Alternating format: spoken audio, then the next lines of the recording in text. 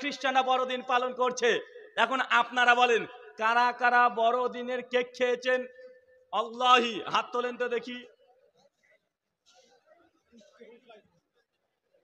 কে কে খেয়েছেন বলেন? কেউ খাননি? কেউ খাননি? চাচা এটাকে ঠিক বলছে, কেউ খায়নি? হ্যাঁ, একজনে খাননি তো?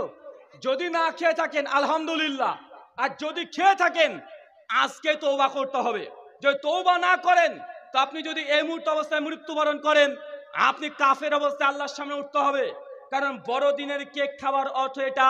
শেখ সালেহ আল উসাইমিন রাহিমাহুল্লাহ বলছেন, কেউ বড়দিনের কেক খাওয়া মানে সে জিজাস ক্রাইস্ট, খ্রিস্টানদের বিশ্বাস ইনি নাকি আল্লাহর সন্তান। এখন বলেন তো আল্লাহর কি সন্তান হয়? বলে নাউজুবিল্লাহ মিন জালিক। তো আপনি যদি বড়দিনের কেক খাচ্ছেন তার অর্থ কি? মানে আল্লাহর সন্তান জন্ম দিয়েছে, এই জন্য আপনি কেক কেটে খাচ্ছেন, অতএব আপনি স্বীকার করে নিচ্ছেন আল্লাহর সন্তান হয়। অথচ আল্লাহ সুবহানাহু ওয়া তাআলা কোরআনুল কারিমে বলছেন লাম ইয়ালিদ ওয়া লাম ইউলাদ, আল্লাহ সুবহানাহু ওয়া তাআলা কখনো বাচ্চার জন্ম দেয় না, আর আল্লাহ কারো সন্তান নয়। কেক খাওয়া মানে আল্লাহর সন্তান জিজাস ক্রাইস্ট ঈসা নবীকে আল্লাহর সন্তান আপনি মেনে নিয়েছেন, এই জন্য আপনি কেক খেয়েছেন। আপনাকে আর মুসলিম বলা যাবে না, আপনার ঈমান ভেঙে গেছে।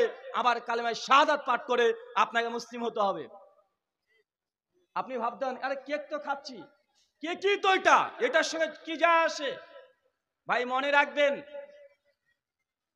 দোকানে আম বিক্রি হয়, দোকানে পেয়ারা বিক্রি হয়, দোকানে অনেক রকমের কলা বিক্রি হয়, দোকান থেকে কিনে এসে খাবেন, কোনো সমস্যা নেই, খাওয়াটা জায়েজ।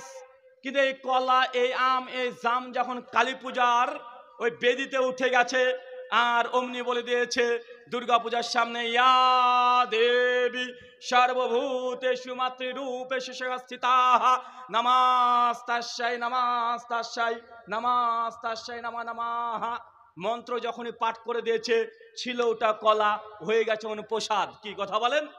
কি হয়ে গেছে? প্রসাদ।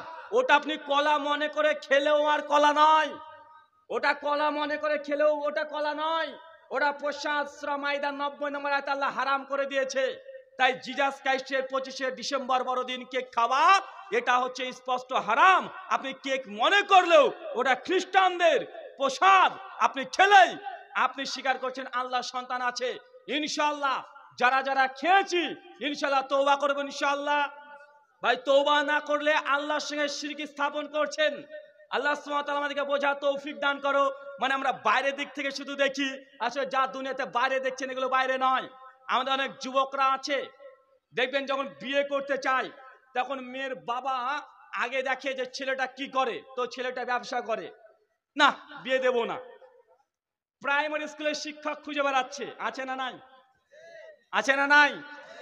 পশ্চিম বাংলার যারা প্রাইমারি টিচার এদেরকে এখন ভরসা নাই, আছে? চাকরি পাওয়ার পরে, বেতন পাওয়ার পরে, চাকরি করার পরেও চাকরি আউট হয়ে গেছে। হয়েছে কি হয় নাই? আমরা চাকরিটাকে বেশি প্রেফার করি, আমরা চাকরিটাকে মনে করি এটাই একজন ব্যক্তি ধনী হওয়ার জন্য যথেষ্ট। চাকরিটাকে আমরা মনে করছি এটা আমাদের উচিত, আমাদের ইকোনমিকে বৃদ্ধি করার জন্য চাকরিটা। ওয়াল্লাহি আল্লাহর কসম, চাকরি মুসলমান কখনো মুসলমান চাকরিটাকে পছন্দ করে নাই। মুসলমানের রক্তে আছে ব্যবসা। কি কথা বলেন? মুসলমানের রক্তে আছে ব্যবসা। আরে এটা ব্রিটিশরা যখন ভারতবর্ষে আসছে, ব্রিটিশরা ভারতবর্ষে এসে মুসলমানকে গোলাম বানানোর জন্য, অমুসলিমকে গোলাম বানানোর জন্য তাদের পরিকল্পনা যে তোরা আমাদের চাকরি কর, আমরা ব্যবসা করব। তোরা কানে চাকরি কর, তোরা কানে ব্যবসা করে লাখ লাখ কোটি কোটি টাকা ইনকাম করবি। তোরা তো 30,000 টাকা চাকরি করে প্রতিদিন 8 থেকে 10 ঘন্টা পরিশ্রম করবি, তোদের চাকরি করার দরকার নেই। তোরা 30,000 টাকার বেতন তোরা কর, আর আমরা মাসে 30 লাখ টাকার ব্যবসা করে আমরা গোটা বিশ্বকে কন্ট্রোল করব। আপনি চাকরি পেয়ে খুশি হয়ে যাচ্ছেন। আল্লাহ সুবহানাহু ওয়া তাআলার নবী আদম আলাইহিস সালাম তিনি কি করতেন? কথা বলেন। নবী আদম আলাইহিস সালাম কিসের কাজ করতেন? কৃষক। কি ছিলেন? কথা বলেন। নবী আদম আলাইহিস সালাম তিনি কি কাজ করতেন? তিনি কৃষক ছিলেন।